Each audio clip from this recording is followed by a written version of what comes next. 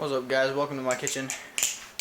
Today we're flipping the extrusion, making a grilled cheese sandwich. Now you can see here, that's not a grilled cheese sandwich, that's not a sandwich at all, that's just 2 slices of bread. Yes! The first step to making a good grilled cheese sandwich is to take your bread of choice. I would recommend sourdough or pumpernickel in most situations, and toast it until it gets a little crunchy on the inside. Now you may notice that I don't use spatulas, except in certain circumstances. I have mastered the art of the bare-handed grilled cheese sandwich. So that's pretty cool. But yeah, I'm going to be teaching you guys how to make a really, really good grilled cheese sandwich. And I got my ideas and my inspiration and one of my recipes, not this one, but one of them from Chef Tyler on, everything. I'm sure you've seen him sometime. So go check him out if you're interested in more. Now, I'm going to be right back with my tripod so I can record the other parts, but yeah. Now, as you can see, at a certain point, when it's almost done toasting, you have to oil it with, I recommend olive oil is the most delicious, but I guess you could use really any cooking oil. But make sure to put plenty of oil. Any cooking oil, like butter, canola, olive, I don't know, vegetable oil, whatever you use. Margarine will also work. Just make sure to use plenty of it. Once it's almost done, you take it off the burner, which I actually have an induction stove. So it doesn't look as usual, but like usually you would do the toasting on medium on any other stove, and you would do the cooking on medium low to low. But I'm just going to be using like the induction equivalent of those. So yeah. We got, so we actually take it off and let it start to cool as it nears completion in terms of toasting. And once it's done toasting, I'm actually going to put that away because I don't want it getting all oily. Once it's done toasting, you can feel because it gets a little crusty, and you pull it off. You probably should use a spatula until you're really good at the bare hand method. And you pop it on your cutting board. Now, that's only one step out of many to making a good grilled cheese sandwich. The next step is to grab your cheeses, which I always leave refrigerated until the last minute. So I'm going to grab those real quick. Alright, I'm back. Today's cheeses, we're going to be using Munster and American. Same proportions of each. And we're going to be, oh no, my cheese is already moldy. I just got this. Fuck. Anyway, moldy cheese aside, I'll just use the slices that aren't moldy. What you want to do is you want to get it in half and then spread it out across the bread about evenly. And now a regular normie would use just a little bit of cheese, but naturally you got to use 2 slices of each kind. So that's 4 slices of cheese in total for a delicious grilled cheese sandwich. Yeah. So my kind of instinct for pumpernickel is to go with kind of like a certain kind of spice combination. I don't know the names. I've never been formally educated in cooking, but I like to just kind of mess around a lot. So my instinct is to go with kind of a, I don't know, earthy kind of spice combination. So we're gonna put on some oregano. My arm was turned. Put on some oregano, generous quantity, and I'm seeing if I can find my thyme. No way. No, I'm just out of time. That's not possible. I would never let that happen. This is not acceptable. Okay, so change of plans, guys. Guess what? We're doing tarragon instead. We're experimenting because I'm not teaching you how to do this. I'm just doing this because I like grilled cheeses and I wanted to think of a video. So yeah. So we're using tarragon, I guess, and I'll report at the end to see if it's good or not. Okay, but now we also, for a second cheese, we are going to be using some American, just standard American. I know some people like homemade American or buy pre-made American. I'm just buying the regular. I just get the regular kind of American that you can get from like any supermarket. Then you want to pop that on there. Very nice. With the toasted sides in the sandwich. Because what usually happens is it'll get like the inside will get soft, right? Anyway, this pan appears to have cooled a little bit, so I'm actually gonna pop that on there, rub it around in the remaining oil. Actually, I might add a little more when I flip it. But yeah. Yeah. So now I'm gonna leave that for probably a couple minutes. I'm just gonna flip and chat, I suppose, for now. Yeah. So that does its thing.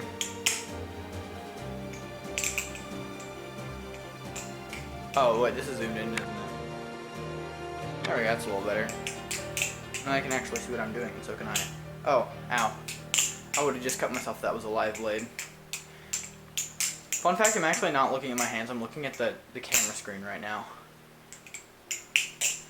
Probably not the most advisable tactic. But anyway. So now that that's been sitting a little bit, you can already feel it's like warm.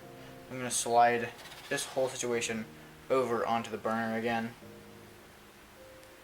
Turn it on. So for reference, the reason we're letting it cool is because if the pan is too hot, then it'll actually burn the bread without cooking the sandwich. So like I'm going to turn it to a 3, which on like a gas burner or something would be the approximate value of like like medium low, like low medium low, right? So like if there's like if medium low is like half between medium and low, then we're talking like a quarter away from low. It's like a low. Whoa, that was a lot of words that made no sense. So yeah, that's cooking now. And we'll check on it. Now, technically, you're not supposed to do this, but I always do just kind of leave for a little bit. Because it's a grilled cheese sandwich, it's just cooking once again with the oven on fire. But anyway, yeah, that's all for now. I'll be back when that's ready. In the meantime, welcome out here. This little area. Let's see if I can. Meantime, welcome out here to this little area. Just gonna flip the extrusion a little bit. Chill a little bit while that does its thing. Nothing crazy because this is over concrete, as you can see here, and I'd hate to damage this because I'm not entirely sure how durable this anodization is. So I'm not gonna like active flip. I'm just gonna kind of passive flip, which are terms that I actually picked up from a Jake Flips video that you should go check out right now, called passive versus active flipping. I'm probably gonna link it in the description.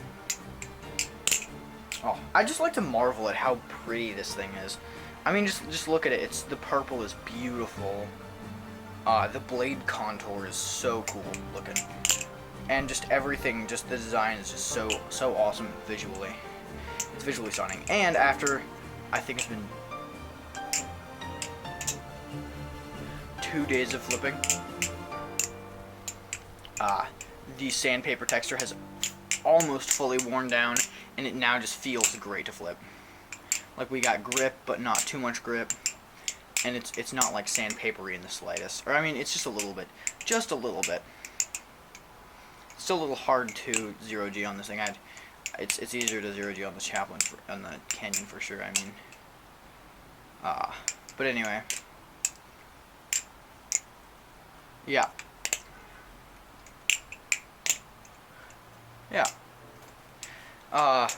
I could go on about the extrusion for ages. Okay, time to go back inside and check on the sandwich. Alright guys, welcome back to the sandwich. I need to see if this is clean. Ooh, okay. So it's not burned, but it is a little dry. So I'm actually gonna move that to the side and oil this pan a little bit better. And you can see that tarragon in there. I am kind of afraid of how good this is gonna be, or like if it's gonna be bad, is what I mean by that. We gotta be careful around the edges of the pan if you're doing barehanded, which I do not recommend. Do not do barehanded until you're very good. I am a trained professional in this specific skill, and I have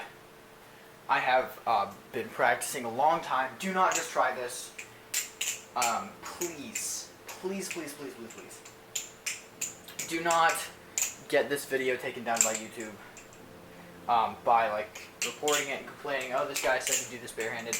No, I'm saying not to. Don't. But anyway, you can see you can hear it sizzling a little bit. Actually, this camera's audio is terrible. You might not be able to hear it sizzling, but I can hear it sizzling. And if you'll pick it up, you can see it splits evenly in half, which means the top has actually started to melt to the upper slice of the sandwich.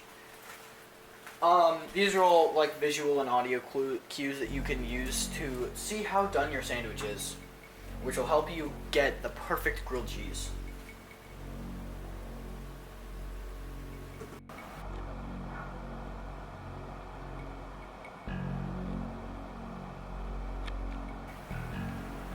Alright guys, as you can see here, the sandwich is almost complete. Don't mind the awful camera work here. As you can see, oh wow, that's not focused. But like, as you can see, it's the, oh damn. This is so bad. There we go. As you can see, cheese is looking a little transparent and just loopy, and if I squish it down, squishes out like that, that means that it's pretty much melted, and like you can see a little bit sizzling and dripping there. So, that means that it's ready to pull off of the stove top, which is what I'm about to do. On the cutting board again. Cool. So now there's only one thing left to do: cut it and eat it. So first cutting, knife. Give that a second to meld for the next thing that I'm going to show you, a thing that I actually learned from Chef Tyler, cheese pull. So we're going to hold that up and we're going to just gently, ooh, look at that. Oh, it just keeps going. Oh man, that was like 18 inches apart before it broke. Hell of a cheese pull.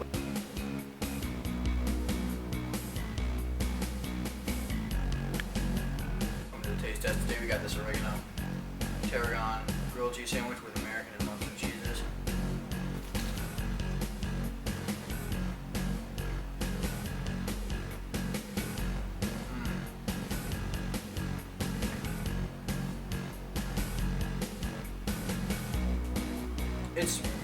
It's interesting.